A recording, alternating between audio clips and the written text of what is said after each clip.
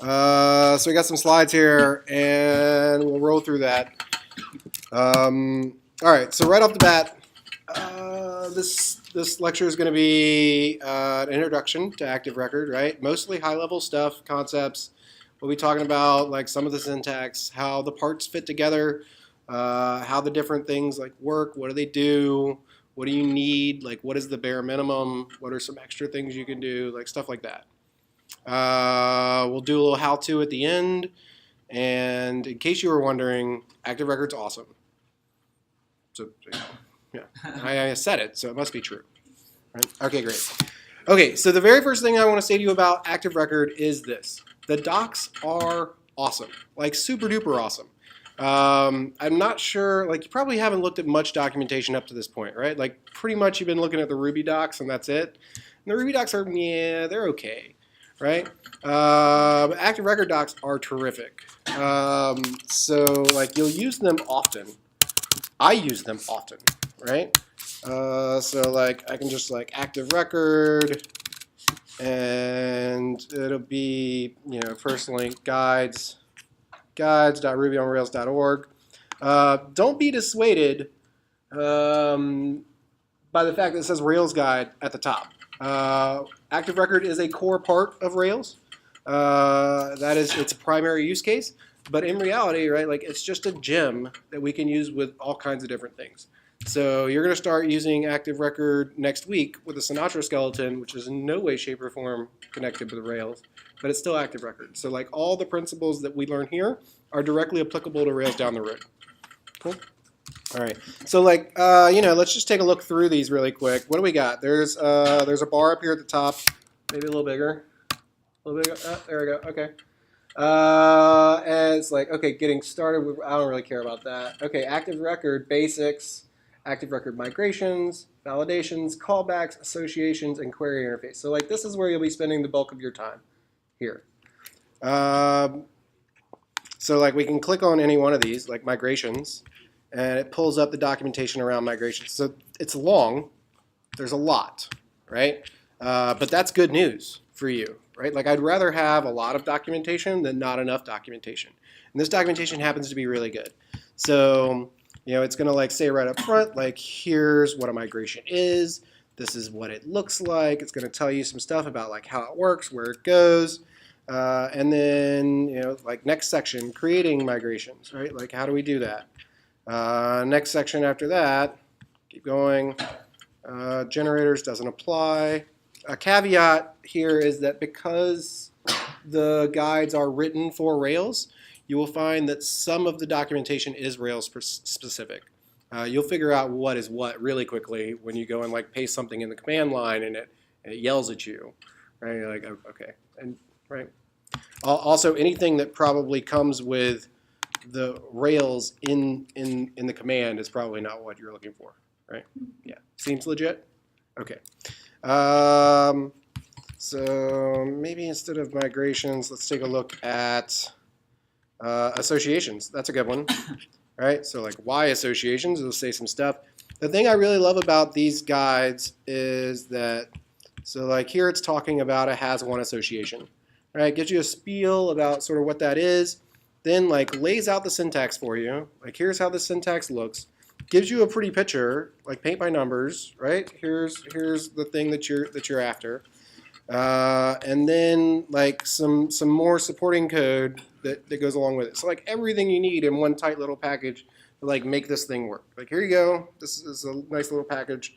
Go play with that, right?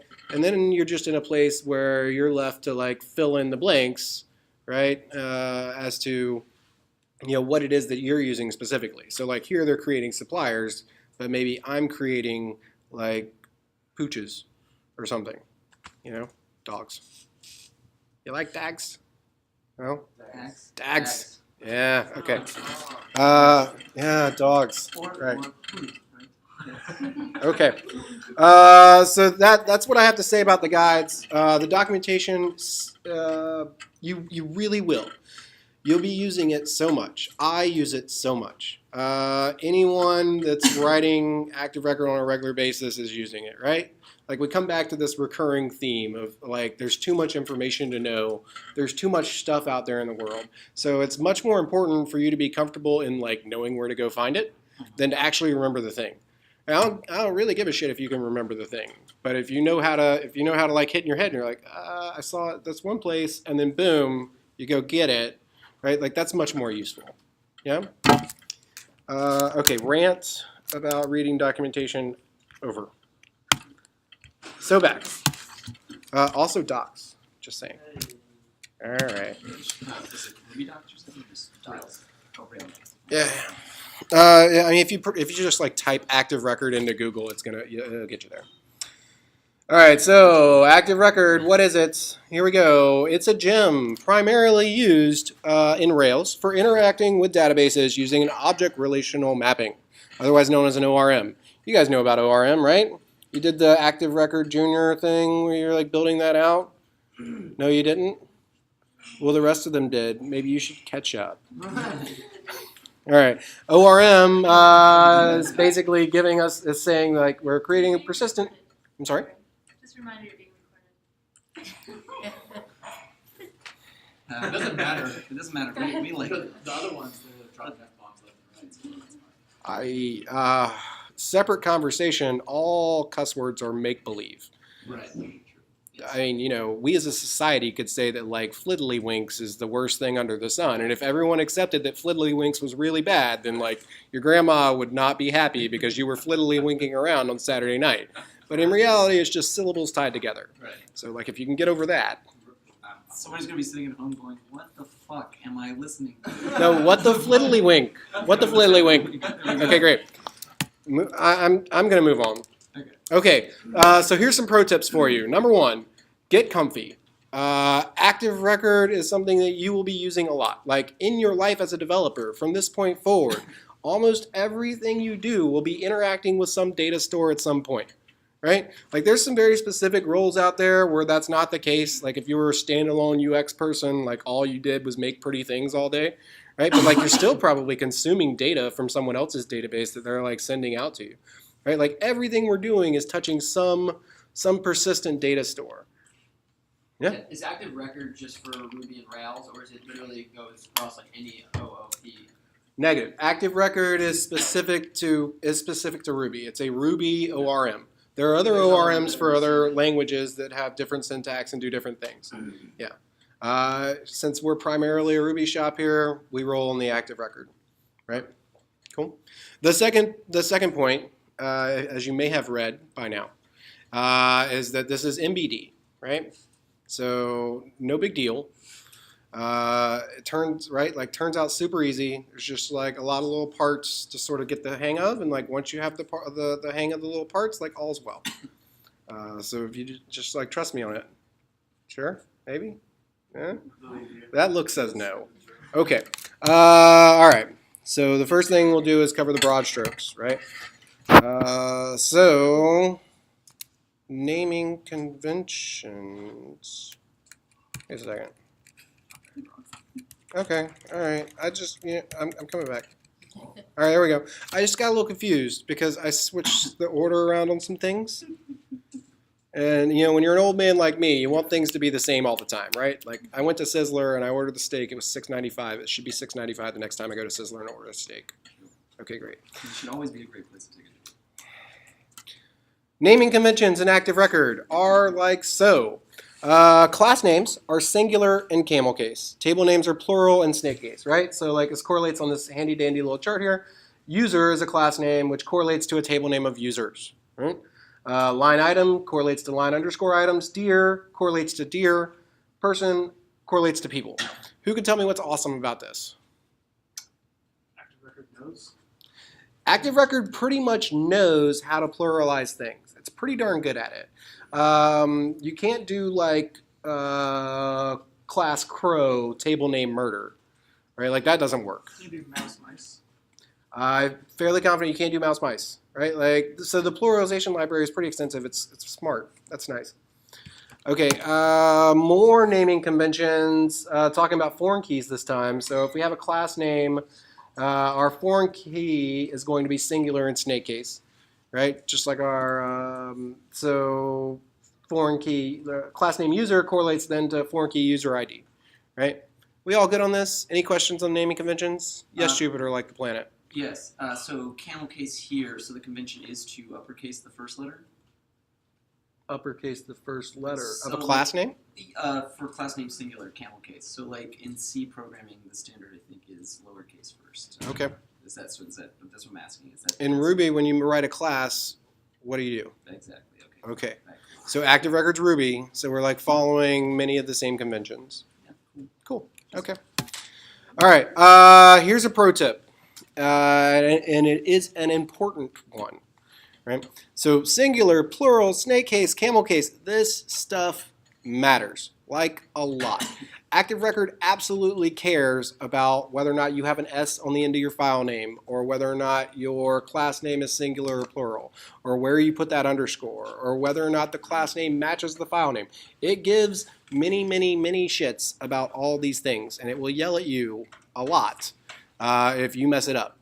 So the moral of the story here is to like pay a lot of attention, particularly to the singular, plural way that you're implementing your different bits of code. I personally have myself, and I have seen countless students, right, that are just like debugging away for an hour and a half, and then someone walks up, and they're like, "You're missing an S," right? And you know, out the window goes the laptop, right, or something. Right? It's very upsetting because you can't see it, right? It's difficult.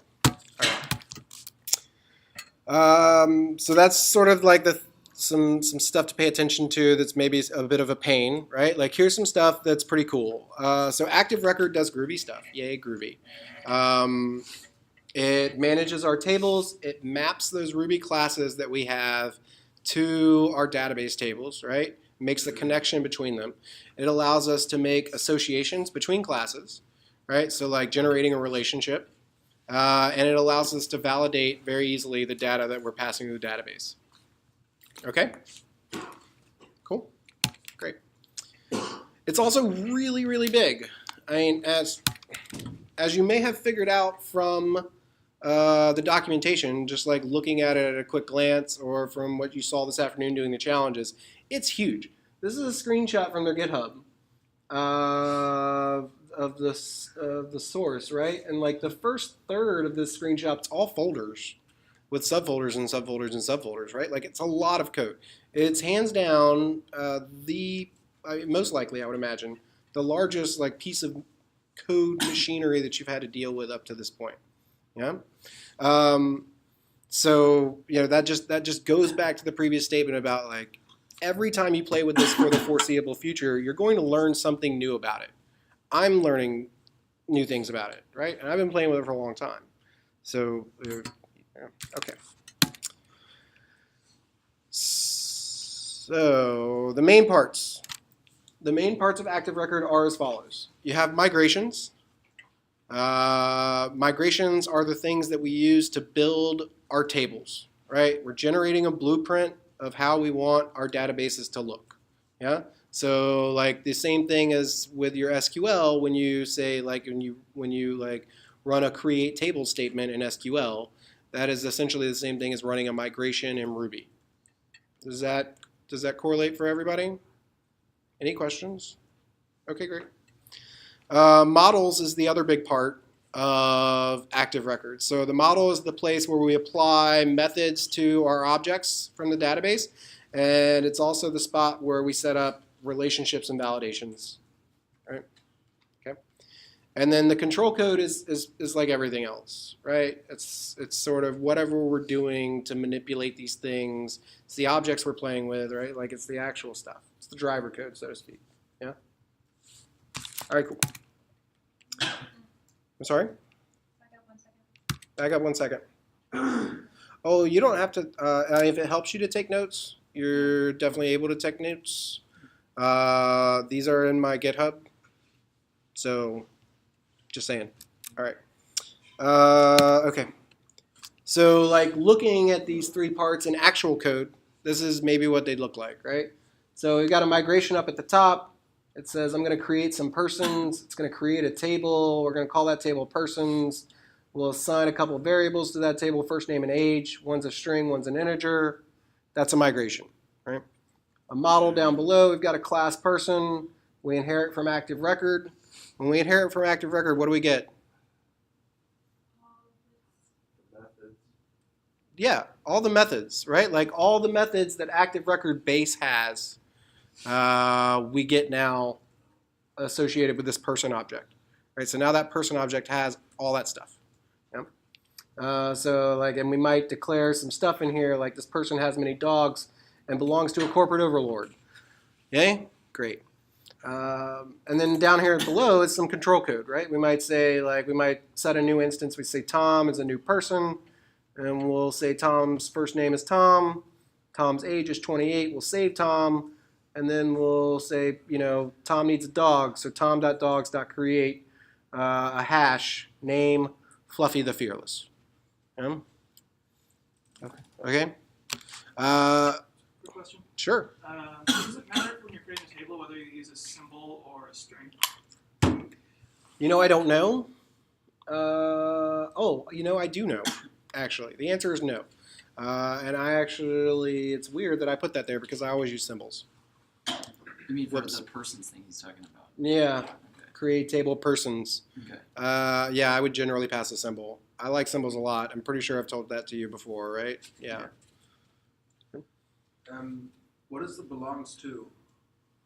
Belongs to is going to get into relationships, which we'll like ever so slightly touch on today, but mostly we'll cover tomorrow. Alright. Okay. And that's one of the inherited things, or what is? The belongs to is a method that we get from ActiveRecord base. It has to do with relations. Yeah?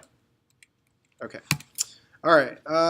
So here's like my idea of a sample workflow around dealing with ActiveRecord. Right? So the first thing you're going to do is write your migrations. You're going to build that blueprint for how you want your database to look. Yeah? Then you run those migrations. This is something that I put this line in here specifically, right? Because I had a lot of people that were like running migrations all the time. The only time you run migrations is when you make a change to them, right? Once. And like it's made over on the database level and that's it. You don't have to worry about it anymore.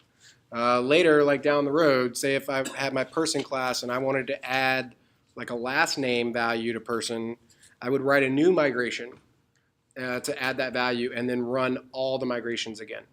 Yeah. Step number 3 is to build out the models. So like now that we've established our blueprint, we've got our schema set up, so to speak.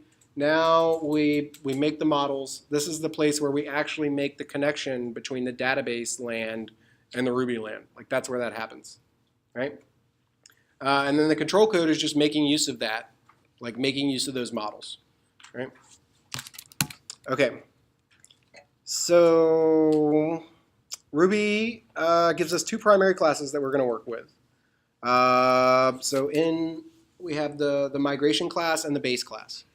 Who can guess what we do with the migration class? Create migration. Yeah. Okay. And the base class goes to the Database. model. Right. Yeah. Oh, okay. So these are the 2 classes we're inheriting from. All right.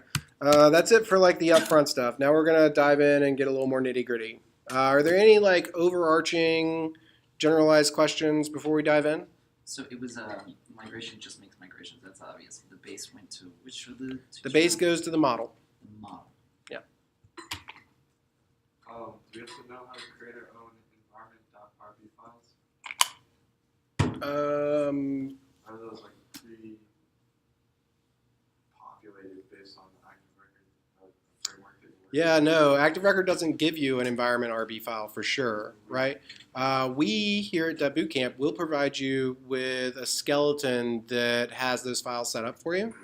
And like if you like down the road when you're using Rails, when you Rails new, it generates the environment RB file for you.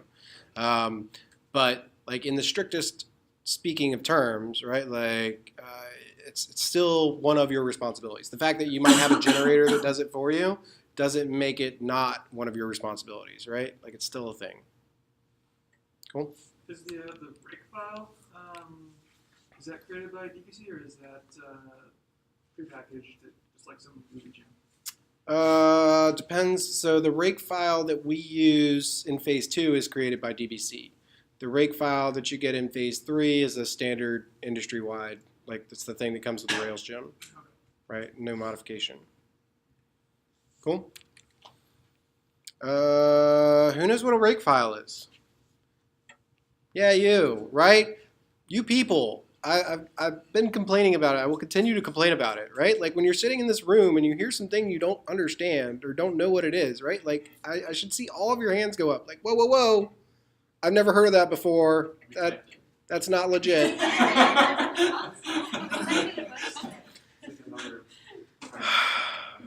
Okay, so clearly, so Sean's the only one in the room that knows what a rake file is. I think I know what It has to be some.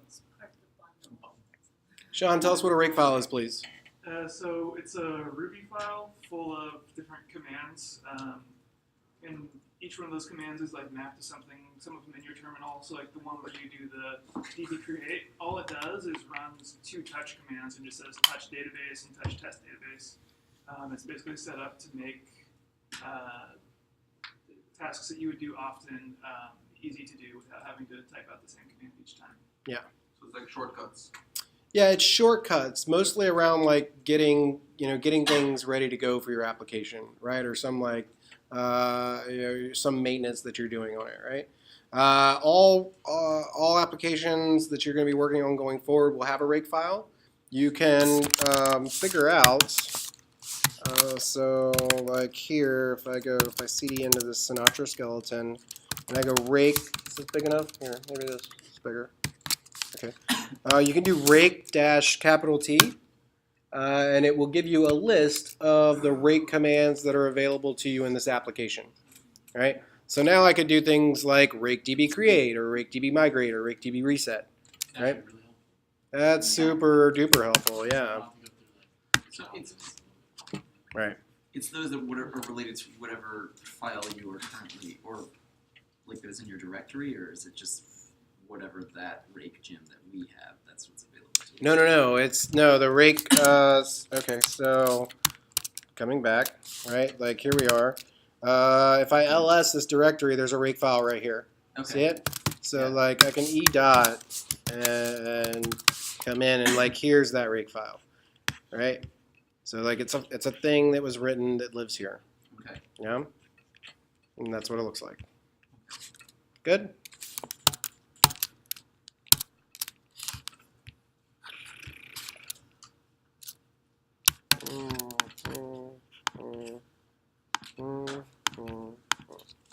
Okay, great. Moving on to migrations, right? Diving in.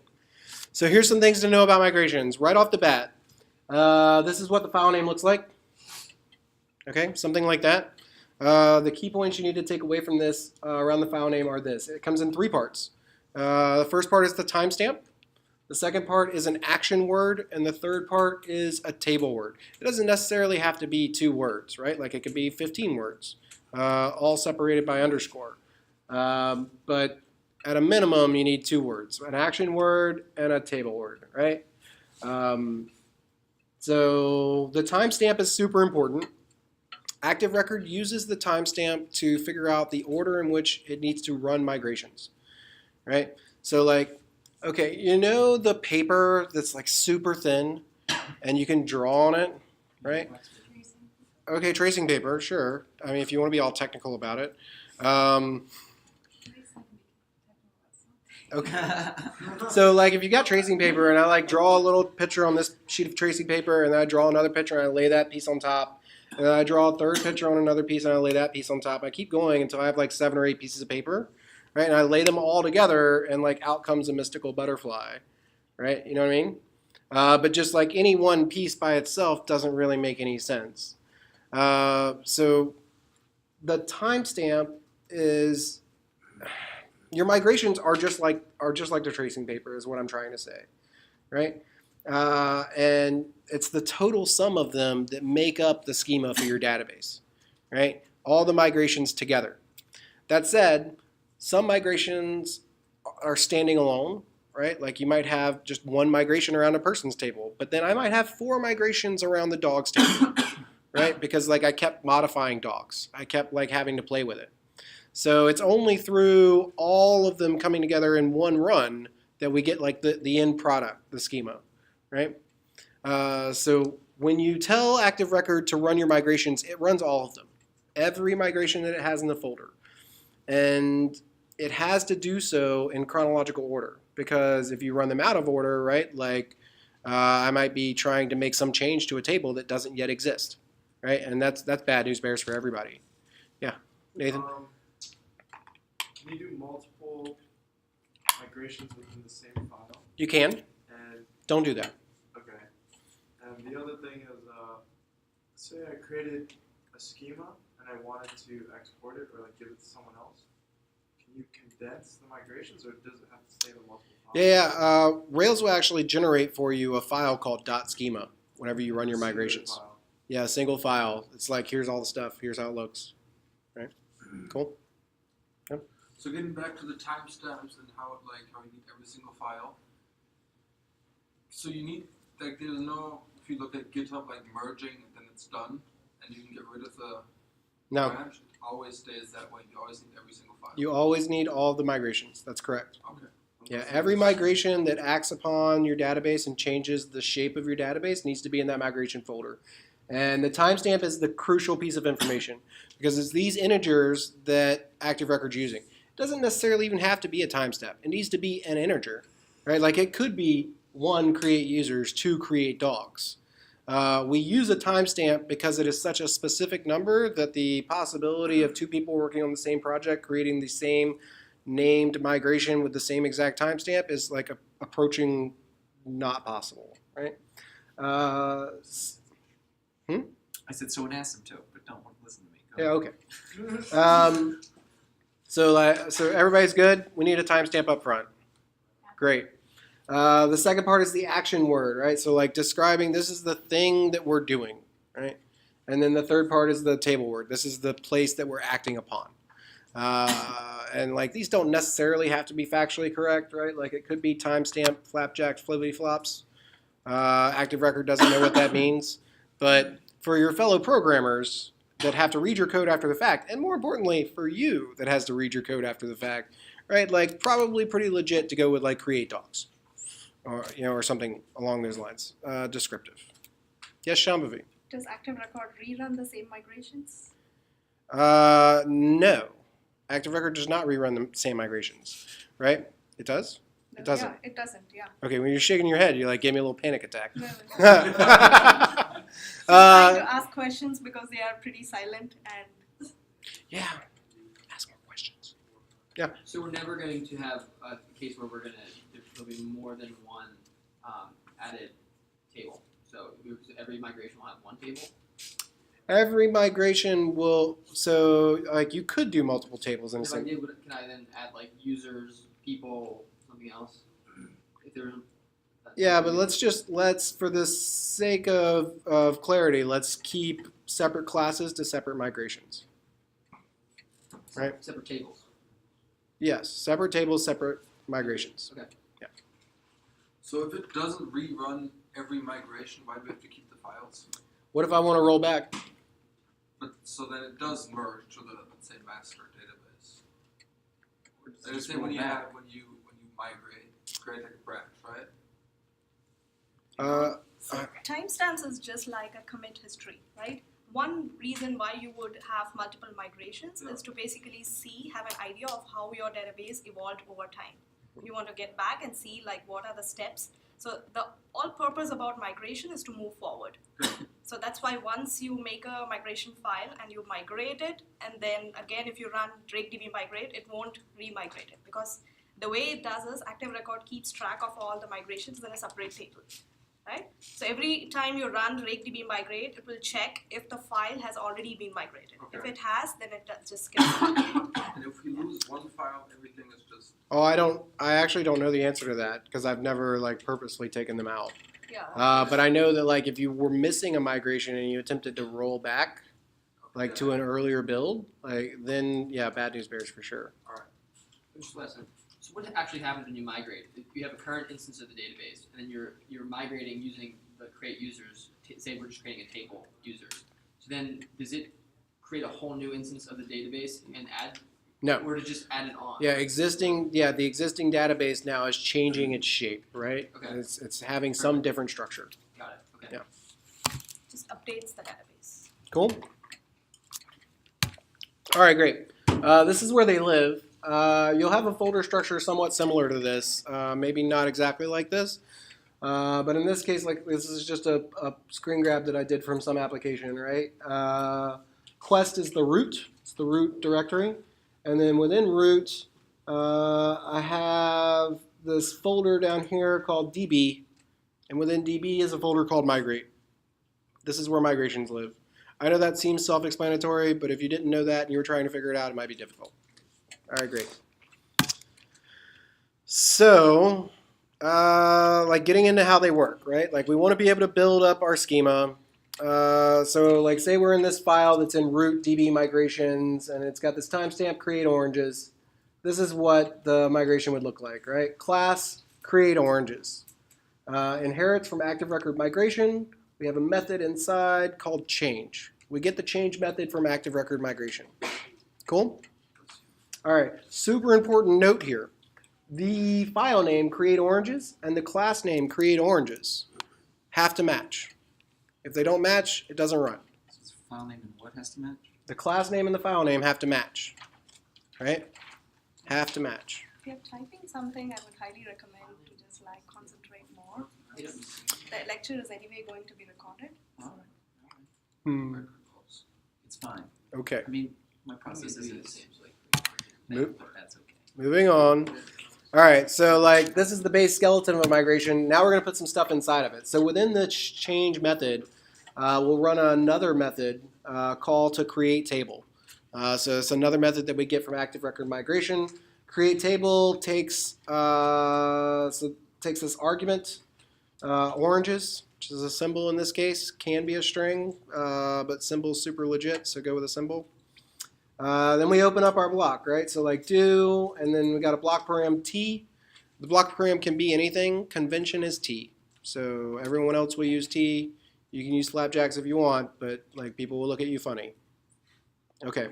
So new line. Now we say like T, and we declare our data type. So T.integer, T.string, T.text, T.datetime, T.boolean, right? And then the symbol for what we want the name of that column to be.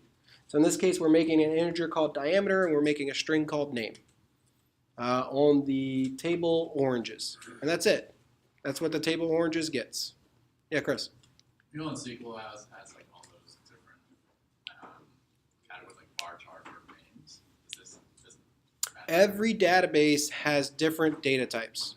And it's up to you as the developer to be familiar with the data types that are applicable to your database and only use those. But when you're saying t.string, what is it creating? T.string is like, I don't even know. What is it? It's like varchar 64 maybe? Yeah. Okay, moving on. So like here's another migration. This last one created a table. This one alters a table. Right, so like this migration is going to be called add orange tree ID to oranges. And here we're running the same method, def change. Now we're going to pass down below, instead of create table, now we're saying add column. The arguments it takes is like add column to oranges. So the first argument is the table name. The second argument is the name of the column that we want to add. And the third argument is the data type of the column we want to add. Underneath, we can say remove column. First argument, the table that we want to remove the column from. Second argument, the name of the column we want to remove. No need to pass a data type because who cares, you're getting rid of it. Legit? Great. So you do both the add and the remove in the same file if you're modifying the same table. This was strictly for the purposes of an example. If you had a remove column in a migration called add orange tree ID to oranges, I would be mad at you. Because you want to make separate methods for that. Yeah, I'd really like you to. I'd like it to be much more, as clear as possible. Yeah. Okay. So, like, here's two tables. that we can create using migrations, right? You're fairly familiar with, right? Like we can have an orange trees table that has an ID, an age, a height created at and updated at, and an oranges table that has an ID, a diameter, and an orange tree ID created and updated at. Okay. So if we were doing these in SQL, this is how it would look, right? Seems legit. Create table orange trees, ID integer, primary key auto increment, age integer, height integer, created at daytime at, updated at daytime. Yeah? Okay, cool. Height over. Okay. This is the corresponding migration in ActiveRecord. So we're class create orange trees. We're inheriting from ActiveRecord migration, def change, create table orange trees, do t.integer age, t.integer height. And then here's your like very first example of some ActiveRecord goody goodness, right? Small slight aside rant. I don't use the word magic. I hate it when other people use the word magic. No fucking code is magic. It's not magic. I'm not David Copperfield. It's just Ruby, right? It's not magic. It's just stuff. It's stuff that you can do too. Sugar? Sugar's good. I like sugar, right? Like it's sweet. It's good stuff. I like it. It's sweet. That So the first like sweet thing that ActiveRecord gives you, at least in these examples, is this line here at the bottom, t.timestamps. Who knows what it does? Right? Yeah. Yeah, create at and updated at, but more than just like assigning them to the table, right? Like it also handles all the functionality around those two things, which is really nice because create at and update at kind of a pain, right? Yeah, cool. So that's that one. What about this oranges table? Like this is how it would look. Create table oranges, and then we've got like diameter and orange tree ID, create at, updated at, and then like foreign key also. Foreign key orange tree ID references orange trees. Yeah? Okay. If we wanted to do this in ActiveRecord, we would have something like this, right? Like so the stuff at the top is all very similar. Then inside we've got t.integer diameter and then t.references. So here's a new method, references. We pass to references the thing that we're referencing, right? In this case, an orange tree.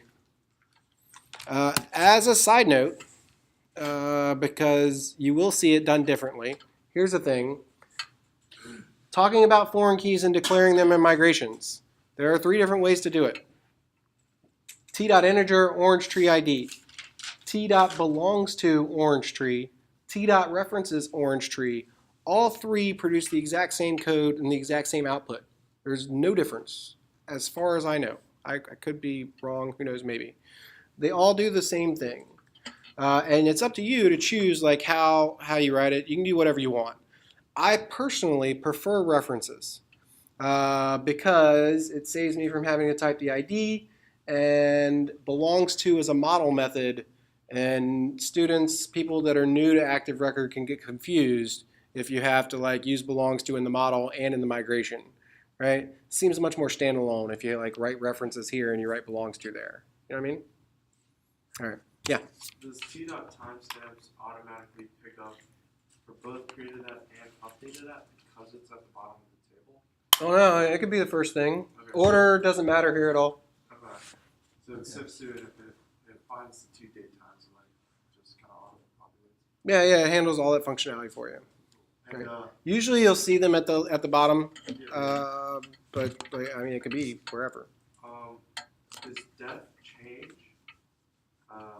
built in to the ActiveRecord? Yeah, def change is a method that we get from inheriting ActiveRecord migration. Okay. Yeah, as is like really everything here, right? Create table is a method that we get. This dot integer, dot belongs to, dot references, right? All ActiveRecord migration methods that we're bringing in, and we now have access to, right? And do you get the flow here of what's happening, right? Like we're inside this method change, and then we're inside this method create table. We've got this do in block, right? It takes a block param t, and t is representing what? table. T is representing each individual column in the table, right? So we're essentially saying like t column dot integer right? So like, hey, table column, make a new thing that's going to be an integer, and here's what it's called. Yeah? All right. Here's a side note also, because you may also see this, but I'm not going to like talk about it long, because it's definitely a rabbit hole. Def change is the thing we use 99.9% of the time. There's also another way to do it called def up and def down. You can probably figure out from the name, right? Like what's going on with that. If you want to read more, there's a link. Great. Here's some data types that go along with Postgres. Like I said before, your data types are database specific. So, you know, if you're using MySQL, your data types are going to be different than if you're using SQLite 3, right? So, like, always check your documentation. Cool. That's it for migrations. Big overarching questions about migrations. Anyone not understand any part of it? Anything? Seriously. Yes. Kim, So, thank you. To clarify, so each of those like classes you made, whenever you create a class, you're also creating like a new file. But, Each one of these? yeah. Yeah, each one of these goes, I put each one in its own file, right? Where are they in relation to the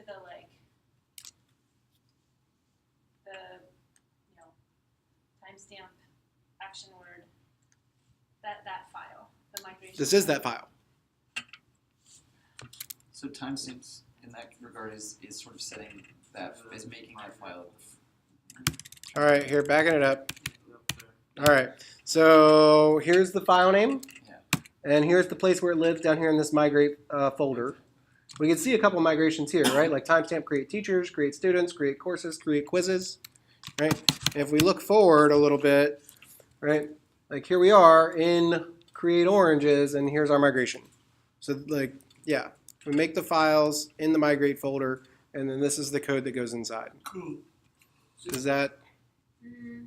But then and you said that like create oranges has to match the file name, right? So That's when correct. you're doing like that other long add up oranges, blah blah blah, that makes me think there's a separate file for This that one, has to match. add orange tree to oranges, Yeah. would be in a file timestamp, all lowercase, add underscore orange underscore tree underscore ID underscore 2 underscore oranges dot RB.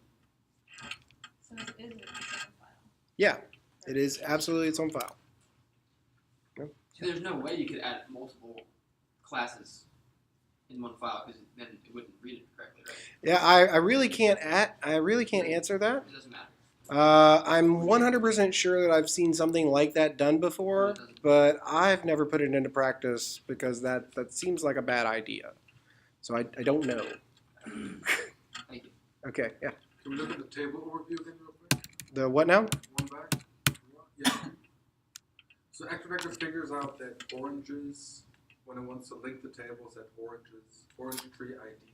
That's relationships, and we're going to cover that in a bit. You have to tell it, right? Yeah, you have to tell it. Yeah. Then what was the hazard if you go 3 sides in front or 2? As just an example, right? Reference. References.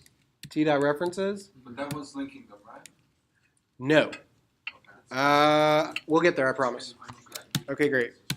Anything else on migrations? Yes, Rosalind. Classes for different migrations. I don't follow you. Say again. When you have the class to create oranges, and then maybe you didn't create the oranges how you wanted to, would you do another migration that was with the same class create oranges? Don't know. I would say that the separate migration down the road would most likely be called like alter oranges or add blank to oranges, right? Something like that. Yeah. Okay. Could we go back to one of the slides with the orange table on it? Just a few after that. Yeah, so let's say we wanted to edit this and change the diameter of oranges. So we already previously Change the diameter of oranges? or made some kind of alteration where, okay, let's say you previously created this.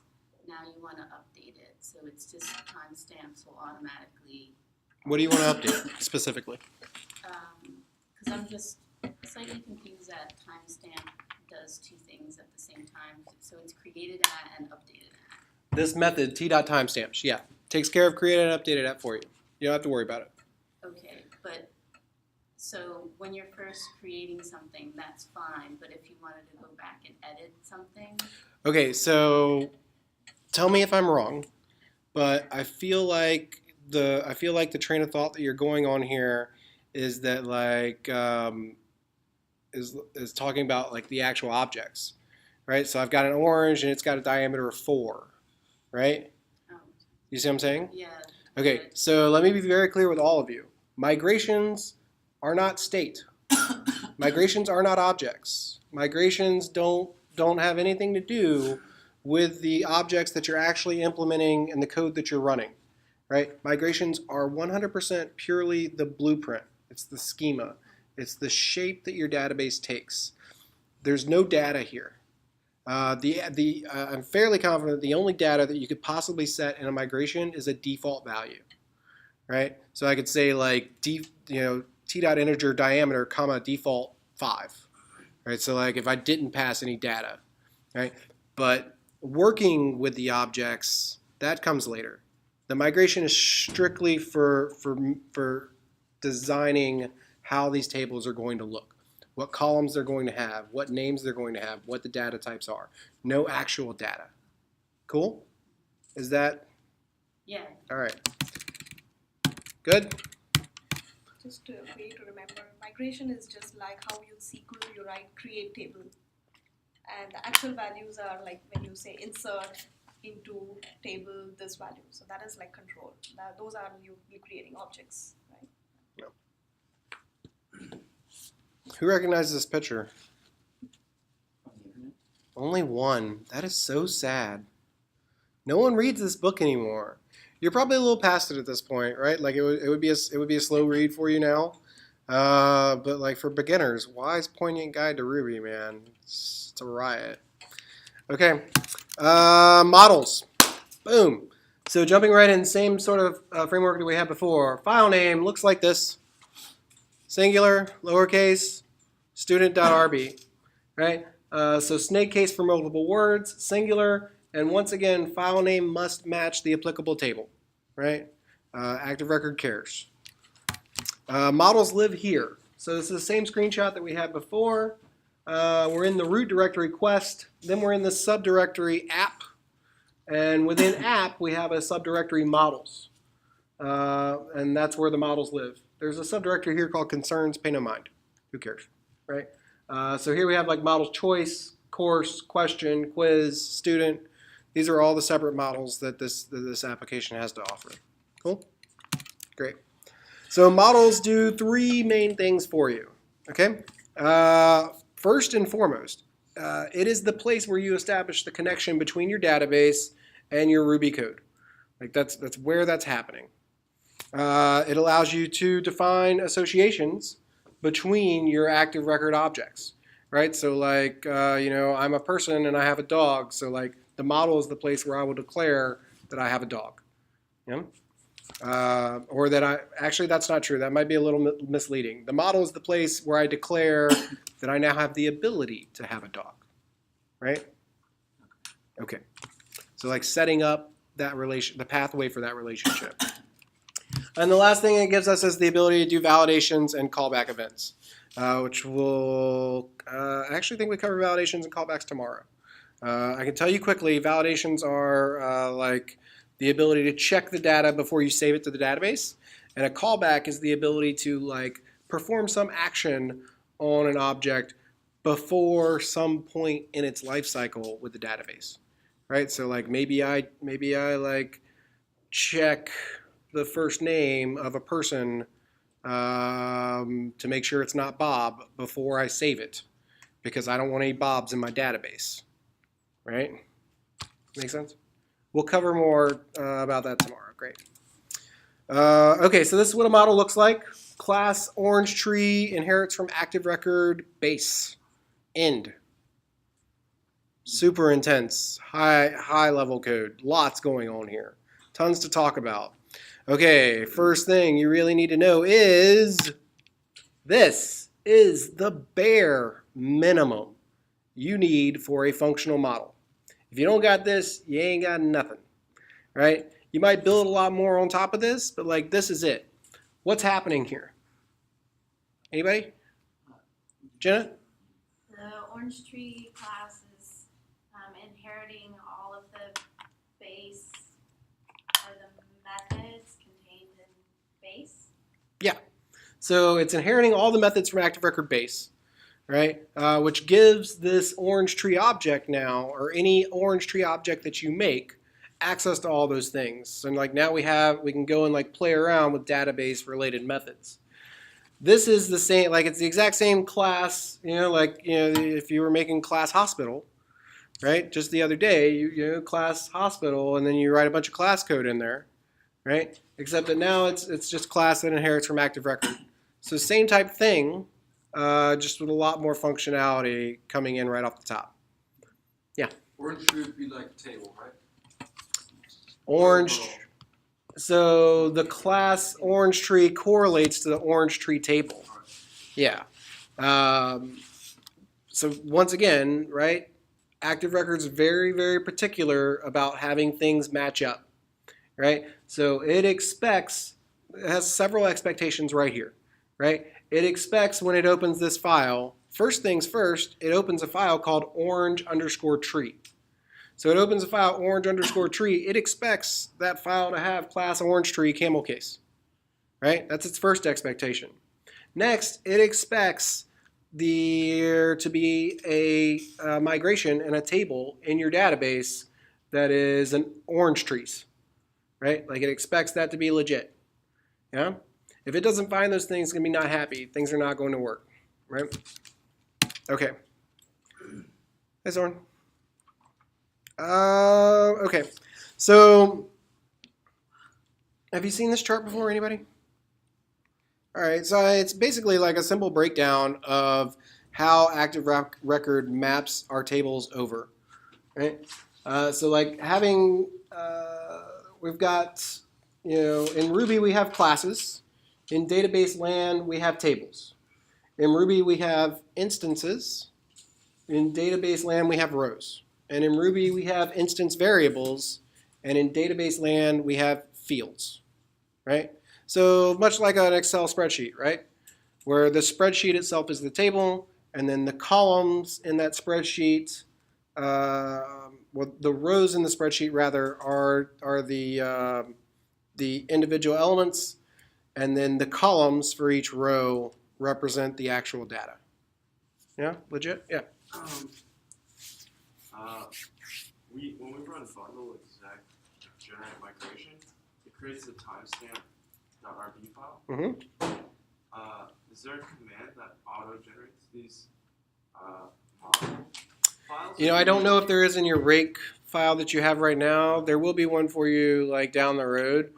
Now we're manually creating these RB files. Yeah, sure. There's a rake generate model and rake generate spec. There is a rake generate model. So there you go. Writing them yourself isn't the end of the world also. But like using a generator is really nice because it prevents you from having to deal with the singular plurality type problems, right?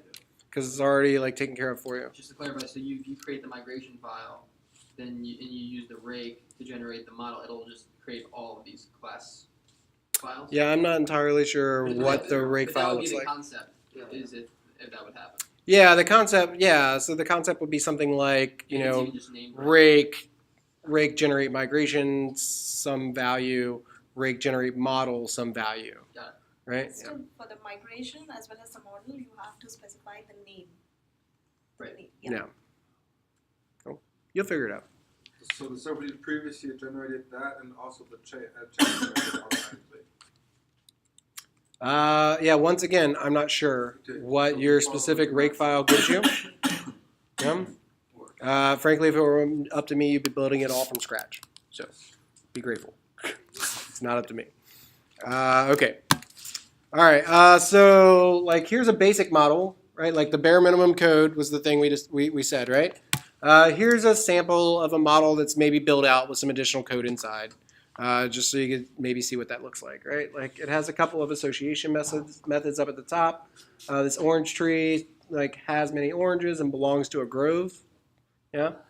It has a validation, and it has a method down here for ripe oranges, which gives us another method now that we could call. We could say orangetree.ripeoranges, and it will return to us all of the oranges that have a diameter greater than 4. Yeah? So that's just like some sample stuff around how that works. You can use it for reference later. Okay, a huge part about ActiveRecord is relationships. Like a huge, huge, huge part. We're not going to talk about relationships today because it's a big subject. We'll cover it tomorrow. That'll be the lecture first thing in the morning when you're nice and fresh. But like basically it looks just like this, right? Like we have an orange tree, we have some oranges, they're related, right? And what's the relationship? Is that what we're talking about? That kind of relationship? Not that kind of relationship.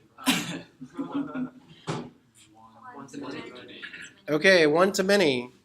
And someone said the thing. Who was saying the thing? A tree has many oranges and... Right, not quite. Guess again. Many oranges have one tree. An orange is only connected to one tree.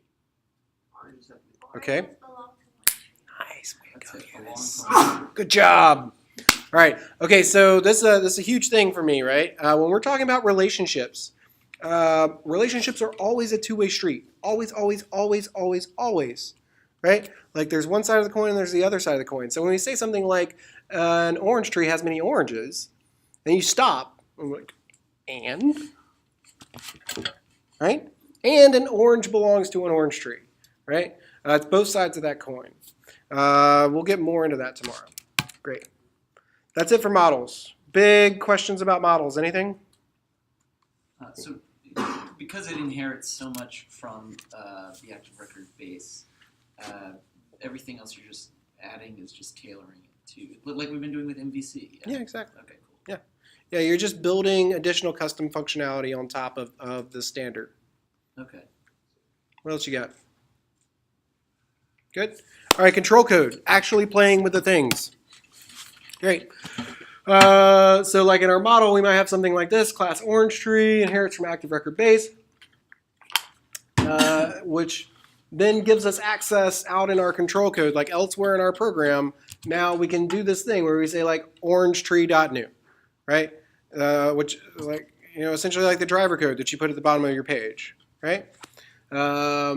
Here, so we're setting an instance tree to a new orange tree that has an age of 6 and a height of 15. We're passing, so you notice that we're passing a hash, right? Key value pairs is the way that we're creating this thing. Yeah? Told you that was going to be a thing to get used to. Turns out I wasn't like completely, all right, good. So do you recognize that this is the connection point here, right? Between like declaring this model and then now out in our code, assuming that we've required the file that this model lives in, right? Which your environment RB or app RB will take care of for you. Now we have the ability to call this orange tree. And that orange tree.new right there, that is a database object, right? Not just a Ruby object. It's a Ruby object that you get to play with, just like a Ruby object, but when you make changes to it, those changes are applied to the database. Just super groovy. Yeah? So you said the environment handles all of the required relatives? Don't quote me. I don't know. We could go find out in a minute. All right, ask me again at the end of the deck. Great. Okay, so we've got a couple different kinds of methods here, right? We've got class methods, which retrieve records from the table, and then we have instance methods, which read and write values, right? So what's a class method? Method. Okay, but sure, that's not incorrect. If I was writing, if I wanted to call a class method on something, what would that look like? Anybody? Class.method. Yeah, some class dot method, right? Like capital P people dot, destroy all humans, or something, right? That's a class method. A class method is one which you're calling on the class. You're saying this applies to all of it. Versus an instance level method, which is like, Tom equals human.new. And then down below, you're saying like Tom.age or whatever, right? Like you're calling a method on an instance of that class. Do you understand like the absolute like hard difference between those two things? Yeah. Yeah, the class method can basically see all the instances of its class. Correct. Whereas the instance method can only talk to its one instance. It's only got itself. That's it. Cool. All right. So like here's some examples. We've got this orange trees table up here. We can call the class method orangetree.all. So all is a method that we get from ActiveRecord base, right? And that returns to us a collection of orange tree objects, right? An array. Down below, we've got a separate class level method we can call here orangetree.find. It takes an argument, an integer, right? We're finding by a D. So we call orangetree.find1. It returns to us the orange tree object with the ID of 1. Very, very important to note what methods you're calling versus what they return. Yeah, that's a thing you're going to have to get used to. Understanding that some methods are going to return you an array and some methods are going to return you an object. Yeah, and how you deal with those is important. Because like you don't want to be assuming that you're getting back an array and you get back an object, right? And then everything breaks because it's not what you were expecting. General rule of thumb is class level methods that sound like they're asking for more than one thing, array. Class level methods that sound like they're asking for one thing, object. Seems legit? Great. Instance level methods kind of like this, right? So like we can make this instance, we'll say, hey, tree equals orange tree find 1, right? So now we got this tree instance. Now we can run these instance level methods, right? So we can say tree.id. It's going to return us the ID of the tree. Tree.age returns us the age, height, so on and so on, right? For those of you playing the adder, reader, writer, assessor game, right? Like what's essentially happening here is that you have an assessor on each one of these values, right? Like I can just call it up from wherever in my program that I have this instance, and I can say, hey, tree, what's your ID? It's like, oh yeah, here you go. This is what it is. This is what I got. All right. And then I can say, hey, tree, no, your age is now equal to 9, right? And tree's like, okay, sweet. Now my age is 9. Except that not quite. Here we're doing what? Somebody give it to me. So real quick, you did say ID and then you went to age. You did that intentionally? Yeah, I mean, it doesn't matter. Okay. Cool. So what's going on here? You can change the ID. I actually don't know if you can change the ID. Probably not. Well, that's why I was confused. Okay, my bad. Saying, I'm sorry. Yeah. A little alarm went off in my head as soon as I said ID. It was like, that was a bad example. Yeah. Fairly confident the reason why you put age and height in this chart is so that you could have multiple examples that weren't ID. Yes. Okay. Yes. Don't mess with IDs. Don't do it. Oh, speaking of IDs, if you were asking more questions, you would have asked this question, but you didn't. When you're writing migrations and when you're generating objects, ActiveRecord takes care of the ID for you. Nowhere in any of those migrations was an ID field, right? The ID is implied, and it's always going to be there for you in ActiveRecord unless you specifically tell it no. Why you would do that, I don't really know. Join tables usually don't have primary keys, primary IDs, but I don't care, right? I leave them in, whatever. Okay, what's going on here? Who has it? You're reading from the database, and then you're writing to the tree instance with an instance method, and then you're calling back that instance of orange tree, and it's returning what was written into the database. Yeah, it's returning this object to me where the age is legit 9, right? Unfortunately, assuming this is my database up here at the top, my database has not been altered. This database up here at the top still has age as 5. Why? Man, I gotta save it, for sure. Some methods in ActiveRecord will save automatically. Most methods will not. Cool? You will figure out the ones that do quickly. Yeah? All right. So like, yeah, I can have this object in memory and I can manipulate it and mess around with it to my heart's content, but it doesn't write to the database until I call this save method. Yeah, for the most part. There are methods, yeah, that do it, right? Like create automatically saves, update attribute automatically saves, right? And you'll figure this out. Okay. Yeah, Chris, did you have something? Yeah, so Back here? All right. yeah, so you know how so from now on will we not have to manually create like adder readers? Yeah, nope. You're all good. Alright, Cool.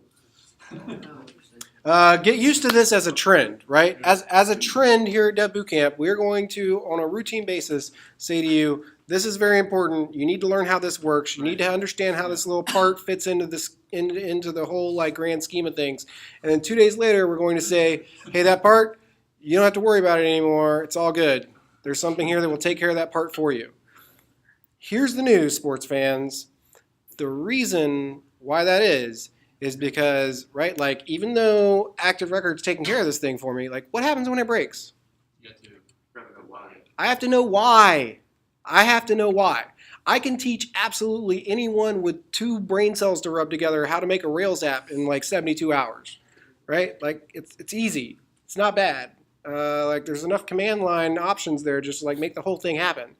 But they're not going to know anything about what to do when it breaks, right? Like the first time they get an error message, it's like, oh no, right?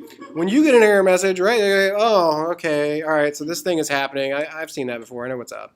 Right? I like go to the place and I'll fix the thing because I know where it lives, right? This is why. Okay. Is updated at an accessor, or is that just or sorry, created at an accessor, or is that just a reader? Don't know. You should try it. Okay. Just on that rant or whatever, does the rake spec or whatever that just creates a test? What creates a test for us? Do we have to create our own tests, our spec this stuff as well? Yes and no. Sorry, that's a terrible answer. I get it. No, I get it. I mean, there are things out in the world that will create tests for you. Definitely better to write your own, in my opinion. Yeah. Right? That way, like, I mean, you have full control over your test suite. You know what's going on. You know how complete your test coverage is. But like Rails has a thing where you're just like, hey, Rails, make me a user, and it hands back to you like the complete kit and caboodle, like everything. The model, the migration, the freaking controller, the specs, the views, the JavaScript file, the CSS. Like it's just like, here you go, right? But, you know, here's this thing that you didn't write and you're not entirely sure how all the parts of it work. And now you've got to go in and spend more time customizing it than had you just written it from scratch probably yourself anyway. That's how I feel about it. Yeah, sure. Okay. Here's an example of some CRUD operations using ActiveRecord. So like we can create a person. We can say person.create, pass it this some hash options here. First name's going to be Tammy. Age is going to be 26. We can, down here, we can say person.new, first name Bill, age 46. The difference here being, right, creates one of those methods that saves automatically. So like P1's already in the database, it's good. P2 isn't there until I explicitly call save on it. Now it's legit. Cool. P3 is a variable, instance variable I'm going to set to, or a variable rather, right, to person.find1. I also have access to a really cool thing called find by, right? So ActiveRecord dynamically generates for me a find by method for all attributes on a given object, right? So like if my person has a first name, I can say find by first name and then just pass it the string. If my person has, if it's like, if a person has a sign, I can do find by sign and like pass it Libra, right? Cool. That might be deprecated It's not deprecated. in the future. Still wrong. I'm so friggin' tired of people saying this. Okay, I'm gonna prove someone wrong. It'll just take me a second. Rails. No. ActiveRecord. Find by. And then, okay, so then we get this gem for deprecated finders.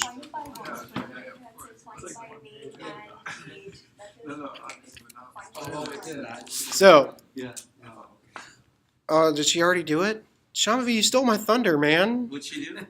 Some of the find by methods are being deprecated. They're out in Rails 4.1. They've got this gem to let you do it thereafter up until 5. But so find all by, find last by, scope by, find or initialize by, find or create by, all going away. Note that find primary key, find by ... and find by bang are not deprecated.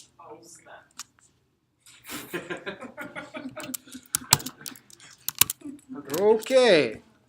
So coming back to the very important thing that we got going on here. So like dynamic finders, you can play with them. It's great. Here's another method at the bottom we want to update. P1.update attributes, and now 27. So I've made Tammy up there. Tammy had a birthday. Now Tammy's 27. And Bill, I don't really like Bill, so I'm going to P2.destroy. Bill goes away. No need to save. Bill's already dead. Right? Who knows what CRUD is? Well, it's there for us. Who doesn't know what CRUD is? Just saying. It's good. It's good to know. All right. Great. Here's a parting tip for you. Right off the bat, if you include a gem called HIRB and then run this code here that I have, HIRB enable, when you're inside your rate console, it will format your output from ActiveRecord into pretty little tables as opposed to giant blobs of unreadable data. So if you're into not going insane, you should perhaps give that a shot. Okay. HIRB enable. Yeah. That's it for the slide deck. I really wanted to do some live coding, but since it's 10 till, not a thing. All right, so that's that. Any questions before we go? Can I back up 3 slides? This one. Okay. She's still writing it down.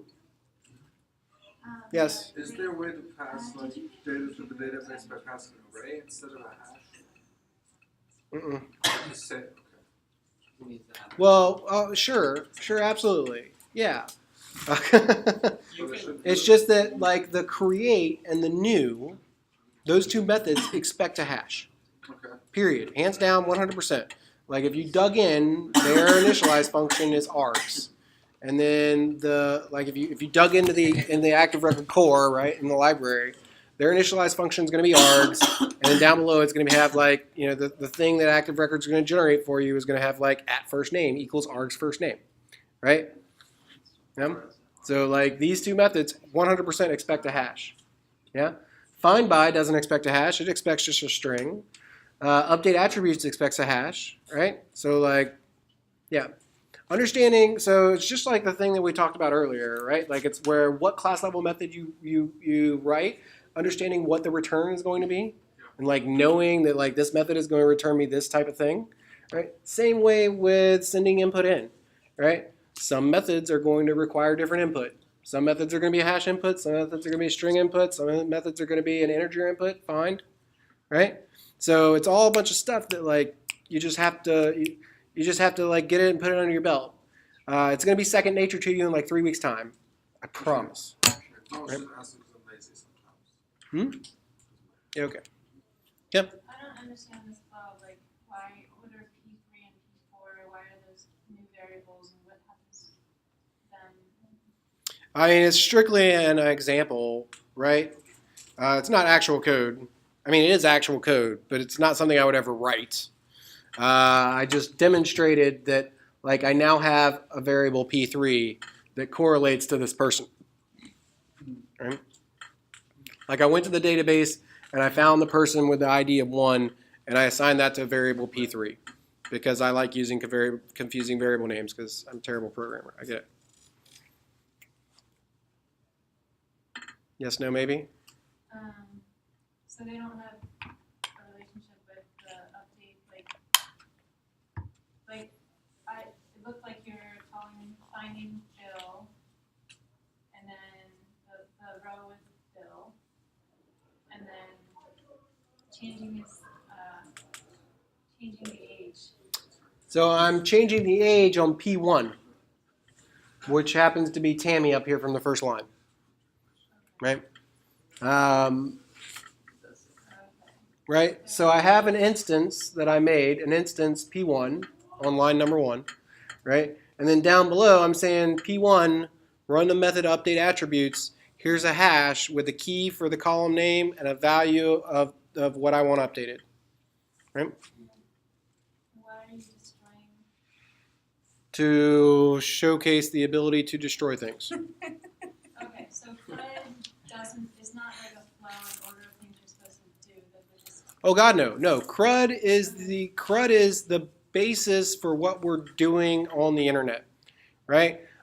We say that we build cruddy websites, right? So a cruddy website is a website that gives me the ability to create, read, update, and destroy a given object, right? Like those are the 4 main functionalities that you really want to have around an object, right? That's what I really need to be able to do with it. And you expand that out miles and miles and miles, and there's like so much stuff that goes in and on top of it. But like at its very base, at its very core, right? Like what we're doing with these objects is create, read, update, destroy, right? Like that's the primary function. All right, cool? So cool. All right, thanks everybody.